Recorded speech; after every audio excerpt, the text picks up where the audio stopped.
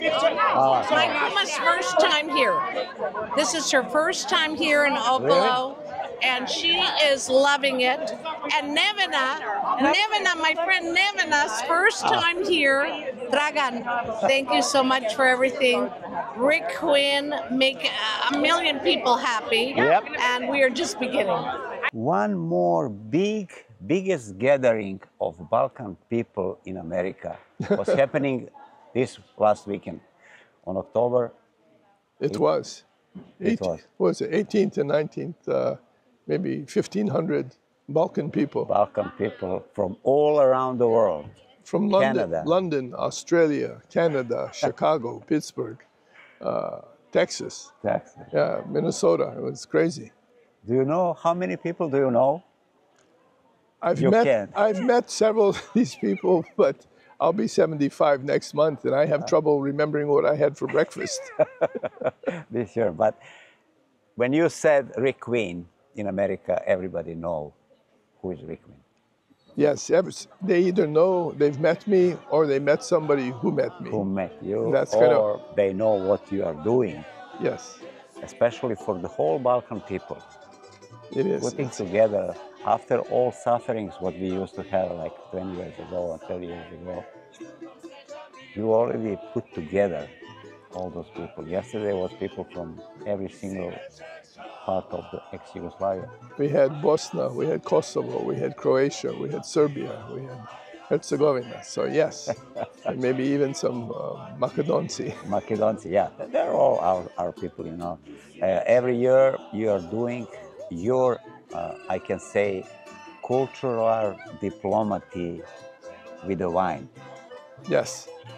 We have more together as a people, and the wine seems to be the medium to bring them together. And the music, food. Yeah, no, that's for here. But every year you're taking one Adriatic tour in all ex-Yugoslavia countries. Yes. You're bringing over there Americans to show them different side what some of the media like to show for the Balkan. Yes, it's something that's well deserved. My family comes from Herzegovina and Montenegro, but to show Americans the Balkan history, and then all of a sudden they get a different picture. Who is Serbia? The people, and they get to see firsthand. And that changes people's minds. They see how much hosting, how warm people are. Some people can't believe that because we bomb them, that they don't hate us. But just the other way, people, wow, they love us. They're really good to us. That's crazy. Yeah. What's going on? Everybody speaks English. Yeah. Everybody is so nice, kind. Yeah.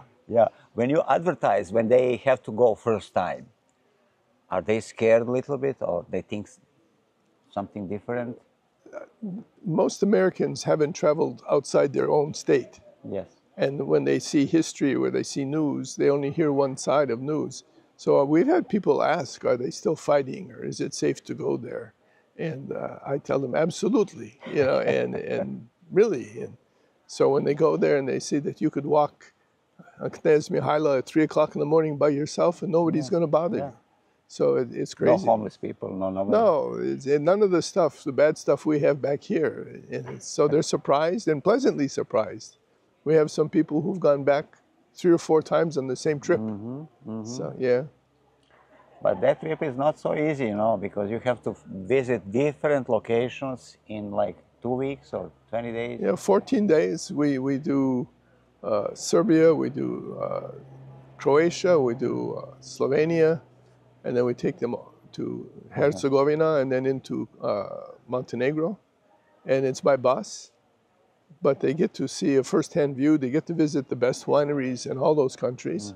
And those winery owners are my friends, so they get special treatment.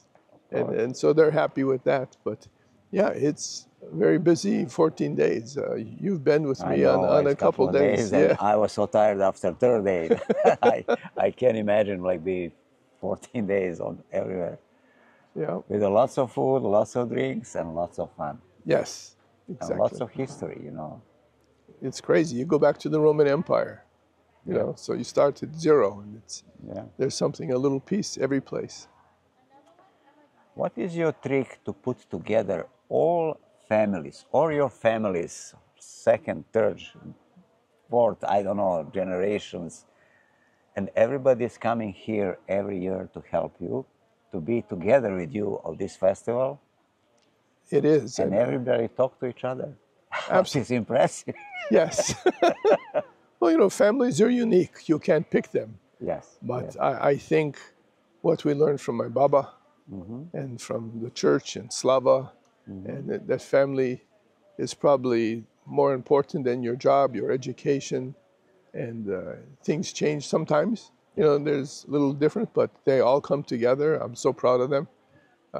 They're all great people. They're working wonderful jobs in careers that they wanted, but in their heart, they have our roots, and those roots keep us together. That's unbelievable. I saw yesterday and years before on this Oktober festival, lots of young kids, Americans, and their Baba or Prababa came from some Herzegovina, Montenegro, or some different areas, and they feel like they belong to that area. They do, and you know, not just my family. The dance group that came from San Diego, they're 2 generations, 3 generations here, but they've gone back, and they keep that. And I think again, I go back to the church, because when I grew up in early 40s, 1940s, everybody was together because of the church. So they shared the language, they shared the food, they shared the tradition. And the kids today, they like that, because in America, we're a melting pot. And most of that disappears. You know, we get blended in, but they have something special, and they keep that. Yeah. What do you think? Is old generation more compact to stay with their roots? Or because I can see that some newcomers right now, they would like to be Americans as soon as possible. And it's very sad that you see some of the families, they have kids, they don't speak language, they don't go to church, they don't dance. Yeah, I think part of that is, and I didn't understand, because when Baba and Jedo came over, it was 1895, 1912. So they came from the villages, and they kept everything together. The problem that I see is when Tito came in, and he pushed all that down, especially on the Serbian population. So people fell away from that. And so they lost it, and it became like, there's believers, there's not believers, you know, that's crazy. But as an American that never had Tito, we didn't get that, so we kept that on. And it's interesting to meet new people. They go back and see their own roots. On the tour the last 2 years, I had a gentleman that's been here since 1990, and unfortunately, he only got to see, when he was in the military, Kosovo, and where he lived in Južna Serbia. And he got to go and see Zagreb, he got to go see Ljubljana, he got to see Split. And all of a sudden, he gets a much better picture of their country. That was beautiful country, and that is still beautiful country, only that politics, but we don't want to talk about the politics. No, politics in America are much worse. Politics in America, everybody said this is the most important elections in the history of America. I don't know if that's true or not, but let's see what's going to happen. Yeah, I think that's a possibility. The two-party system has worked for a long time, but we're getting so much more to a one-party system. I think that could change. And that's not good, definitely. No, America had so much opportunity, no matter where you came from, where your family came from. Yes, everybody can make we had a chance. We had a chance to do something if you worked hard, if you're lucky. Things, you had opportunity. And now it seems like they're pushing us more and more towards socialism.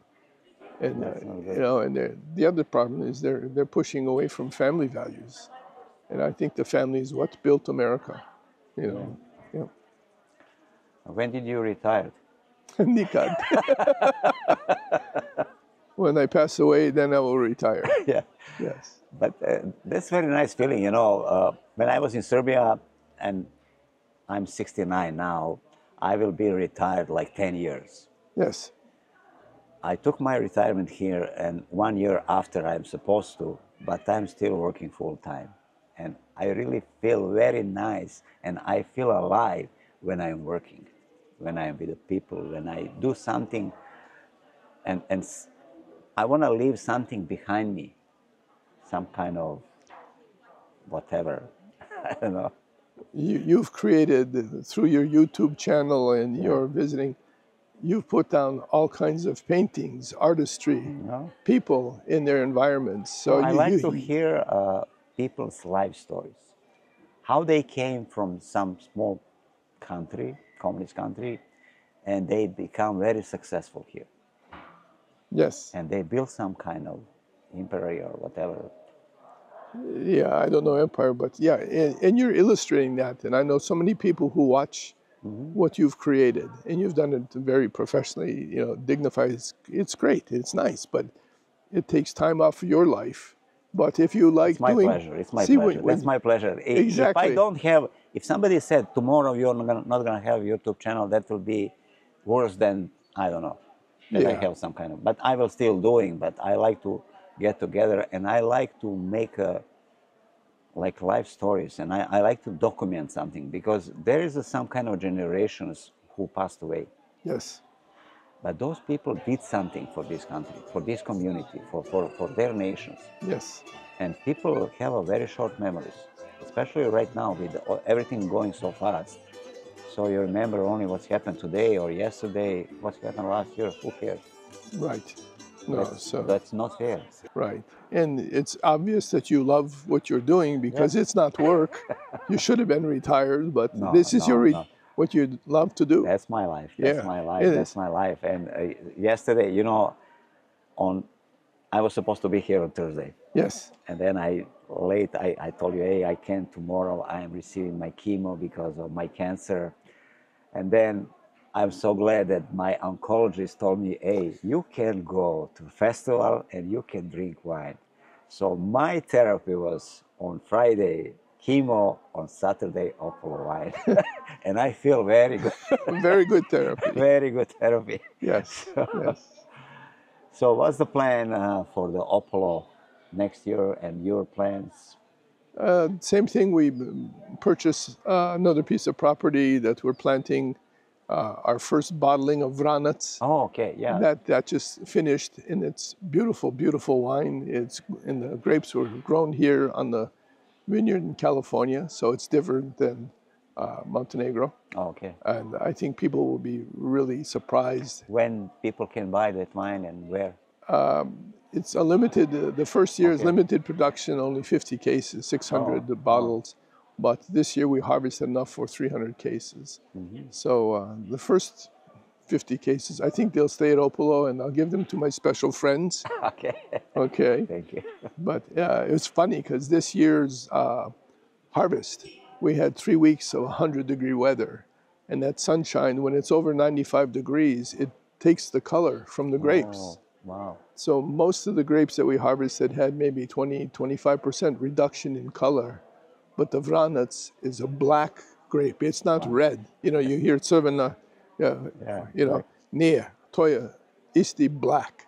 And so they're probably going to steal from me, from my vranac, a little color to put into the other wines, you know, which you can do. That's legal. But we'll have a little bit less vranac, but we'll have great color in it. I know there is a wineries which one are focused to special and very expensive wines. And you have really very good wines, and you have wines for the average people who can enjoy in good wine. That was a plan. We have wines that could easily sell for $150 a bottle, not less than 80.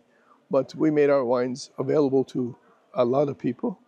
And it's worked very well for us. We have over 10,000 people in our Vino Ljubac club. Oh, wow, that's and nice. So, yes, so they get 4 times a year, they get shipments from us. And you can see last night's party or today on the patio. People are here, they're happy. Yes. You know, and so from my heart, that's really good. And then to see like the last 2 nights with all of our Balkan friends here and the music and all that. I don't think you can see that any place in the United States. That's not real. I talked to some people from San Diego, and I told him I went to so many different parties and very good music and everything. Yes. But energy was not strong like last night here and day before. It's unbelievable that you see 750 people dancing, not knowing any word what are singers. And even your band, they're third and second or third generation. Third generation. Third generation immigrants here. They sing perfect. Yes. But when you want to talk to them, they don't understand. That's very interesting. That reminds me, 2005. That's how many years ago? 24 years ago. No, 21 years ago. Yeah. I took my nephews and my son, my kids, to Belgrade. And we were in Dva Jelena. And Tamburica Pet is playing. And my kids and nephews, they're up there singing with the orchestra. Yeah, everything. Every word, proper dialect, proper pronunciation. And my son came up to me, he says, Dad, he said, there's a guy over there, he's talking to me, but I don't know what to hear. and so he would like to talk to you. And so I went over to the gentleman. He happened to be from Herzegovina. He had sent his granddaughter to school in Belgrade during the summer for language. And he started speaking to me, and he's telling me how great my kids sing, and it's so good that they know. I mean, I says, yeah, they sing, but they don't know what they're singing. But it's in their heart. It's in their blood. In their blood. Yeah. That's in their blood. Yeah. Definitely. What do you think about like education and teaching your kids about their life? You have 2 kids here working, 3. Yeah. Yes. But 2 are around the Opolo. And I talked to your son last night, and he told me that he worked very hard for you, but you paid him minimum wage. In the beginning, yes. In the beginning. In the beginning. Is that the best way how to teach your kids that they have to be successful to go up? Because in Serbia, in Balkan, you know, when you have your kid, you give him like CEO position or something like that. And they don't know nothing about the business. And tomorrow when they take over the business, that business collapses. Yes. My son started here barbecuing cevapi. Yeah. And cutting them in half and serving them to clients. And probably in the beginning, I didn't pay him very much or nothing for a while. And then he learned, but then he learned about sales. He learned about making wine. He learned about growing grapes.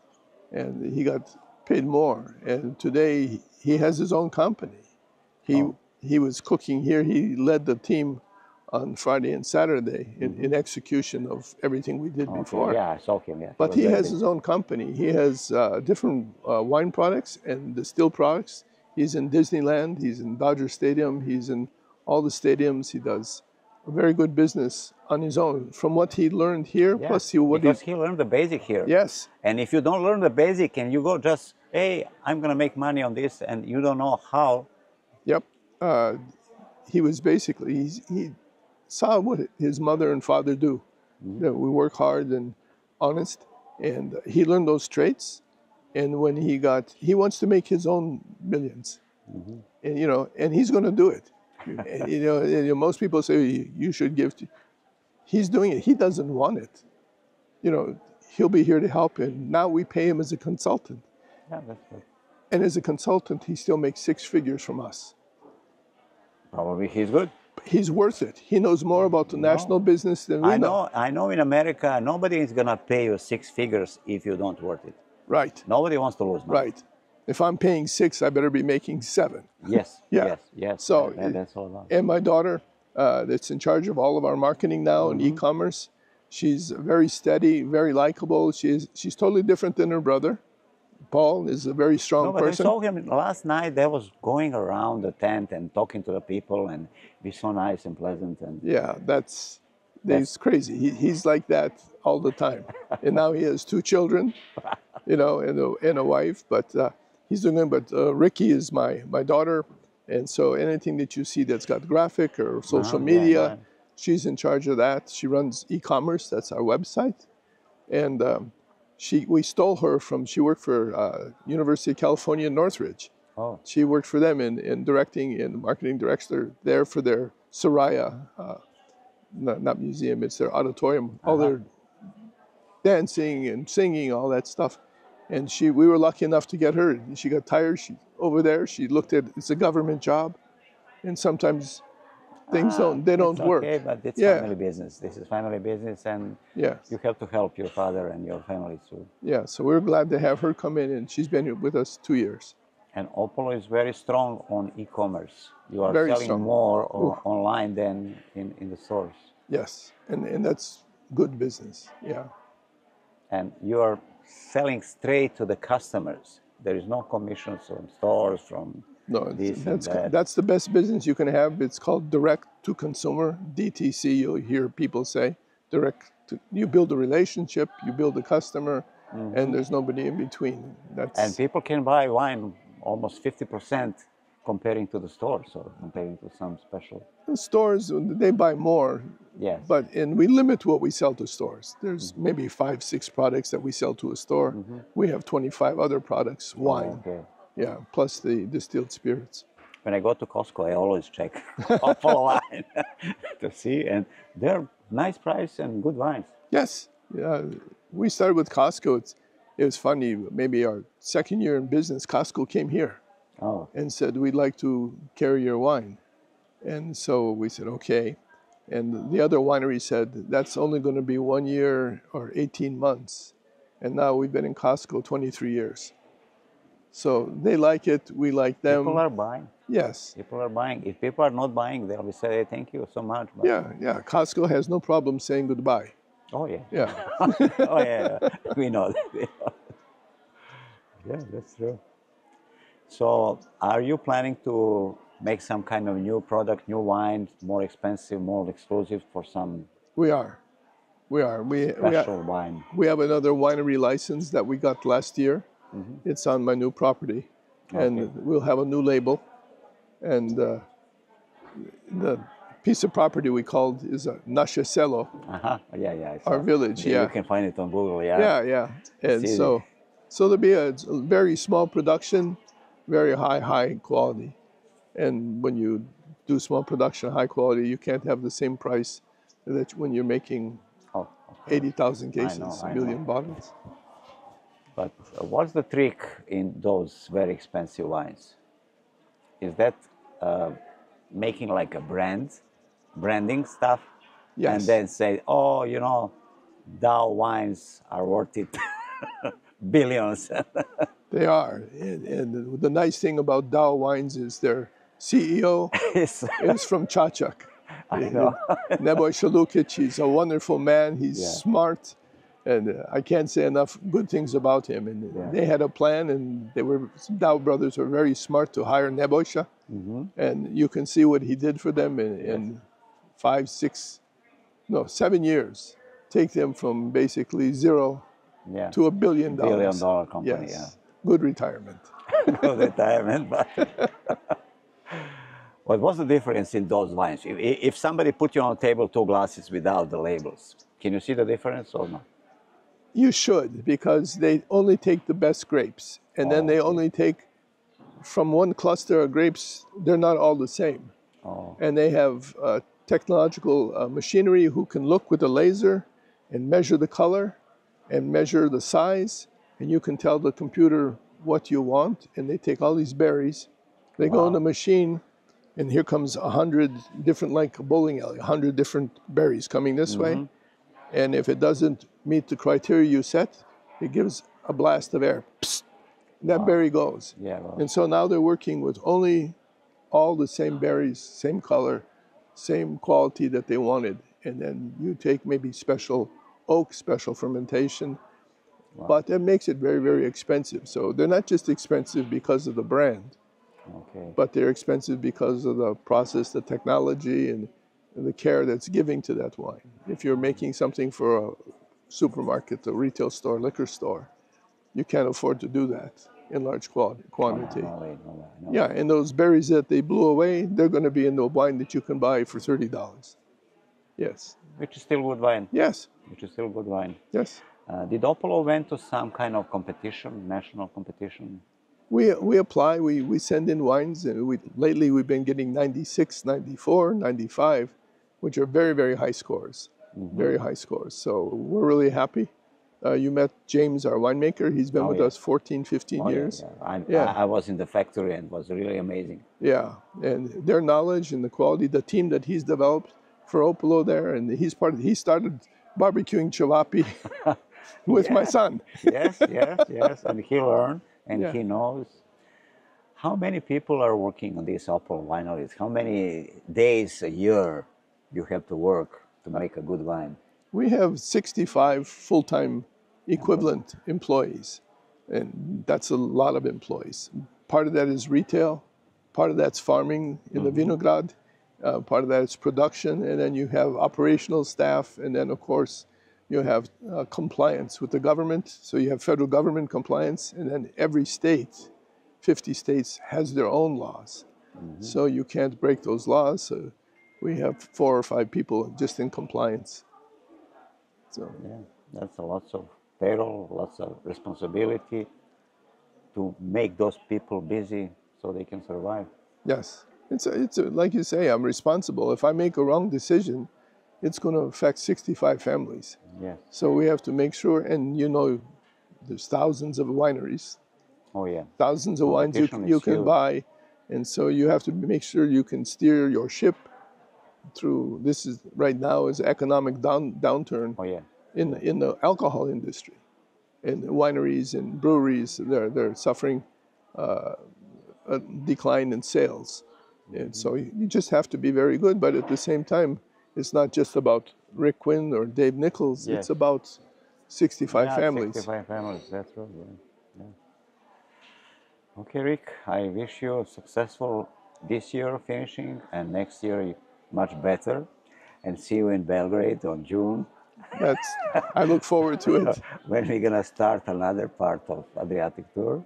That's super. What was the village that we went to? It was close to the Romanian border. Oh yeah.